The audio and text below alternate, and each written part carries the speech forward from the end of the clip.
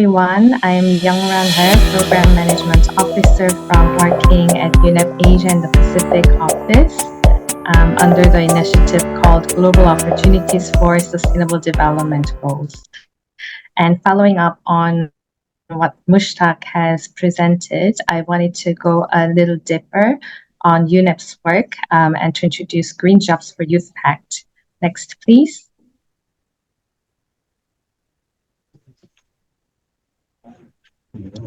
So I will be introducing the Green Jobs for Youth Pact and then also sharing with you UNEP's ongoing and planned work to explore opportunities for collaboration and engagement. Next, please. So to introduce you the Green Jobs for Youth Pact. So this is a bold pact for the future, which was launched at COP27 in 2022. The pact is a joint collaboration of International Labour Organization, UN Environment Program, and UNICEF that works with young individuals, governments, social partners, employers, workers' organizations, educational institutions, and the private sector with aims to make a just and inclusive transition to a sustainable economy by creating meaningful opportunities for the youth and tackling the youth and green jobs deficit based on three tracks. Next, please. So the three tracks we call the three green E's. It's employment and entrepreneurship, education and green skills, and empowerment and youth engagement.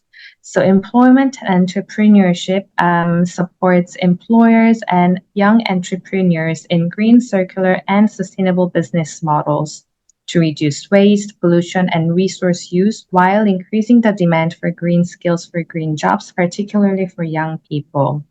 Under education and green skills, we work with education institutions to equip young people with employable, including technical and core skills for green jobs. Under empowerment and youth engagement, we are working and supporting youth to lead policy advocacy and the social dimension of the triple planetary crisis, which are climate change, biodiversity degradation, and pollution. Next, please. So the Pact is running with very ambitious targets to create 1 million new green jobs for youth with a particular focus on young women, and also to accelerate the greening of 1 million existing jobs, and to support 10,000 young entrepreneurs to establish and grow sustainable green businesses while contributing to the creation of green jobs for their peers. Next, please. And here, starting from here, I would like to introduce some specific activities that we're taking from UNEP Asia and the Pacific Office. Under employment and entrepreneurship, we are running Low Carbon Earth Accelerator.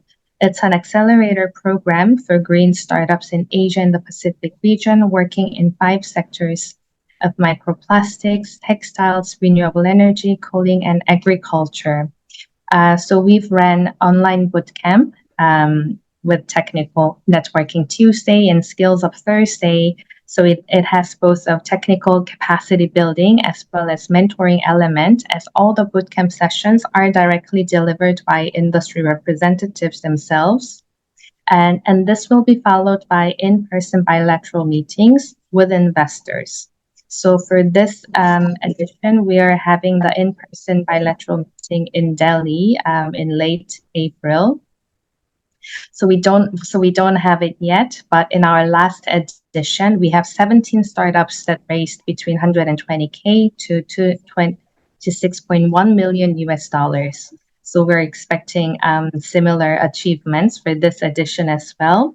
For this edition, we are currently supporting 67 founders from across the region. 23 of them are female, and 20 founders will be supported to meet the investors in person. The next edition will be launched on 5th of June and will include additional focus sectors of air pollution and digitalization. And since a lot of universities are also working to support green entrepreneurship to their students, this is somewhere that we could also work with universities. And next, please.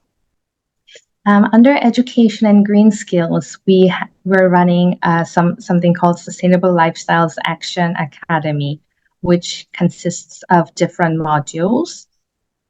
So we have a learning module on sustainable lifestyles that introduces basics of sustainable lifestyles. We also have Anatomy of Action, which is on menu of action and a social media promotion strategy. We also have Sustainable Living Challenge, which is a gamified learning challenge. And we have Little Book of Green Nudges, which is a quick guide to promote sustainable lifestyles on campus with user-friendly actions. So these are some of the tools that are available and offered by the Academy. And currently we're looking for activators of the Academy. So if you're interested, you can scan this QR code and then see how you can join to be part of our activators. And once you become the activators, you will have access to all these tools, trainings, as well as be part of a network of like-minded institutions. Next, please. Under empowerment and youth engagement, I want to share with you one example of Asia Pacific Youth Environmental Forum, which was held last year in October. So this Youth Environmental Forum was held as a preparatory event to the Regional Intergovernmental Forum of Environment Ministers. To provide youth inputs to the regional discussion on the environmental agenda. And as an outcome of that forum, the youth group adopted Asia Pacific Youth Environment Manifesto, which with 8 action points, one of which is urging Asian member states to support the Green Jobs for Youth. So we can see there a lot of interest from the youth to acquire green skills and land with green jobs, so that the transition to a circular economy is inclusive to the youth and just for all of them. We're also having in-person side event at the Asia Pacific Forum on Sustainable Development this month, at the end of this month. We're also going to be hosting a regional workshop on sustainable lifestyles and we'll be planning some youth engagement activities around the World Environment Day, which falls on every year, 5th of June. And this year's theme is going to be land restoration, desertification, and drought resilience, hosted by the government of Saudi Arabia. So these are some of the activities that we're doing, where we're hoping to engage with some of you. Next, please. So this is the end of my presentation, and I can be reached to this email. Thank you very much.